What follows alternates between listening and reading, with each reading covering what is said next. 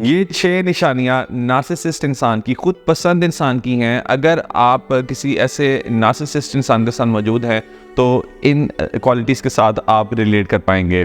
सबसे पहले तो ये कि अपनी बात करना, मैं ये हूँ, मैं वो हूँ, मैं ऐसा करता हूँ, मैं वैसा करता हूँ। यानी मैं और इतनी ज़्यादा मैं होती है इनकी कि जब हम इनको हासिल कर लेते हैं तो उसके बाद ये मैं जो है वो हमें इरिटेट कर रही होती है। मगर स्टार्ट में जब हमारा इनके साथ रिश्ता नहीं होता, उस तरह से हम इनके करीब नहीं होते, या हमारा कोई इनको हासिल करने का अभी इरादा नहीं होता, तब ये चीज़ हमें बहुत ज़्यादा अट्रैक्टिव लग रही होती है और with the passage of time हमारा इनको हासिल करने का इरादा बन जाता है, क्योंकि हमें ये लोग बहुत ज़्यादा अट्रैक्टिव लग रहे होते हैं और फिर हम इनके पीछे भागना स्टार्ट कर देते हैं। इसकी वजह एक ये होती है कि हमें लगता है कि इस इंसान के पास, क्योंकि वो अपनी बात कर रहा होता है, कि इस इंसान के पास कुछ ना कुछ स्पेशल है जो कि मेरे पास नहीं है, और हम अपने आप को कमतर महसूस करना स्टार्ट कर देते हैं और फिर हम उसको हासिल करने की कोशिश करना स्टार्ट कर देते हैं। सो सबसे पहले तो ये कि मैं अपनी बात करना बहुत ज़्यादा करना, कि जब आप इनको हासिल नहीं करते तो ये बहुत ज़्यादा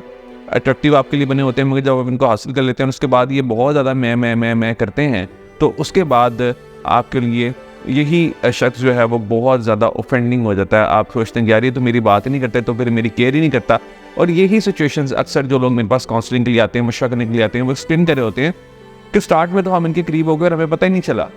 इतना ज़्यादा इन्होंने हमें अपनी तरफ खींचा, मगर अब ये चीज़ हमें ऑफेंड कर रही है। दूसरे नंबर पे छोटी छोटी चीज़ को एग्जेजरेट करना, इस तरह से बयान करना कि दूसरे इंसान को लगे कि अच्छा ये शख्स तो हीरो है, ये तो कमाल इंसान है। फॉर एग्जाम्पल कि अगर कोई नार्सिसिस्ट ये देख लेता है कि किसी दूसरे इंसान का वॉलेट नीचे गिर गया, तो ये उसको उठा के वापस दे देता है उनको, और फिर ये आके अपने पार्टनर को बताता है कि वो वॉलेट जो है मैंने देखा उसके अंदर इतने पैसे थे, मगर फिर भी मैंने वो वॉलेट जो है वो वापस उसको दे दिया, हालांकि मैं वो रख सकता था मगर मैंने उसको दे दिया। और इस तरह के ना, मतलब इस तरह से प्रेजेंट करेंगे स्टोरी के जैसे इनसे बड़ा कोई हीरो ही नहीं है। और फिर अगर इनके साथ कुछ गलत थोड़ा सा भी हो जाए तो उसको भी इस तरह से एक्सेजरेट करेंगे कि जैसे इनके साथ बहुत कुछ ज़्यादती हो गई है और ये इतने बड़े इंसान हैं कि इन्होंने उस चीज़ को लेट गो कर दिया है। यानी अगर इनको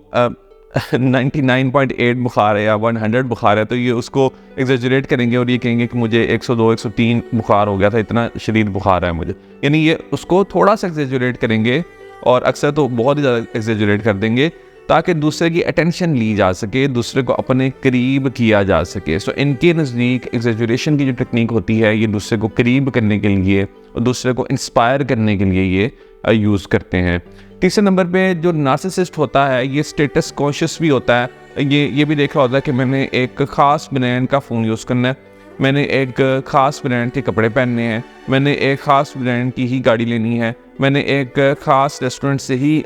खाना खाना है। यानी ये हर मामले में स्टेटस कॉन्शियस होंगे और ये उसके ऊपर कोई कंप्रोमाइज़ नहीं करेंगे। चौथे नंबर पे जो नार्सिसिस्ट होते हैं ये साइलेंट ट्रीटमेंट पर यकीन रखते हैं, और ये इस तरह से साइलेंट ट्रीटमेंट देते हैं, हर छोटी छोटी बात पे साइलेंट ट्रीटमेंट देना स्टार्ट करते हैं। ये खामोशी अख्तियार कर लेते हैं, ये अपना मूड बना के दिखाते हैं, और इस तरह से अपना मूड बना के दिखाते हैं कि दूसरे इंसान को ये अपनी तरफ से पनिश कर रहे होते हैं। और दूसरा फिर सोचना स्टार्ट कर देता है कि शायद मैंने कोई इतनी गलत हरकत कर दी है कि ये इंसान जो है ये अब मेरे से दूर हो गया। फिर दूसरा इंसान इनको चेज़ करने की कोशिश करता है, जिसमें फिर इनको मज़ा आता है कि कोई इंसान इनको चेज़ करता रहे। सो ये साइलेंट ट्रीटमेंट अपनी तरफ से दूसरे को पनिश करने के लिए यूज़ करते हैं, मगर इससे दूसरा इतना इफेक्ट हो रहा होता है कि इनको इस चीज़ का अंदाज़ा होता है, मगर ये इस चीज़ को रियलाइज़ करने की कोशिश, इसको ठीक करने की कोशिश उस तरह से नहीं करते। पाँचवें नंबर पे नार्सिसिस्ट अनफॉरगिविंग होते हैं, ये इजीली माफ़ नहीं करते। ये दूसरे की गलती को उसको जब तक हद से ज़्यादा रियलाइज़ ना करवा दें, हद से ज़्यादा उसको, और अक्सर तो गलती होती भी नहीं है दूसरे की,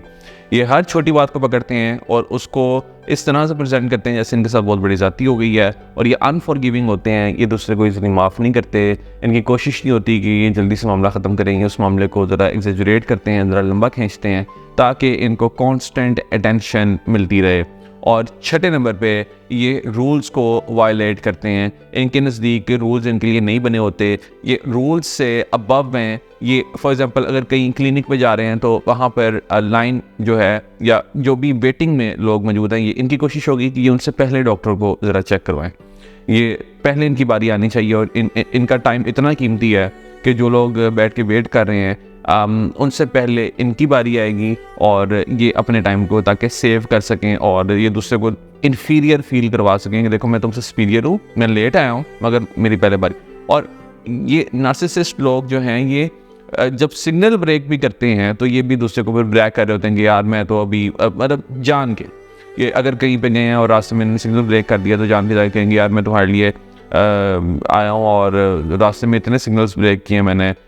देख लो भाई तुमसे कितनी मोहब्बत है। यानी बताना दूसरे को कि यार मैं ये रूल्स को नहीं मानता, रूल्स जो हैं वो बड़े बियॉन्ड हैं और मैं बहुत हीरो हूँ कि मेरे लिए ये सारे रूल्स नहीं बने और मैं कोई बहुत स्पेशल इंसान हूँ। सो ये नार्सिसिस्ट लोग जो होते हैं ये कॉन्स्टेंट अटेंशन ग्रैबर होते हैं, ये अपने ऊपर फोकस रखते हैं और इनके साथ डील करना वाकई में एक बड़ा चैलेंजिंग काम होता है। सो अगर आप किसी ऐसे इंसान को जानते हैं या आपका पार्टनर नार्सिसिस्ट है या आप खुद नार्सिसिस्ट हैं, क्योंकि जो नार्सिसिस्ट लोग होते हैं उनको खुद भी रियलाइजेशन होती है कि वो नार्सिसिस्ट है, तो अगर आपको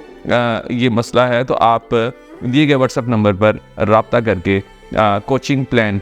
मेरा पेड कोचिंग प्लान होता है वो आप ले सकते हैं ताकि हम इस मसले को सॉल्व कर सकें। All the best.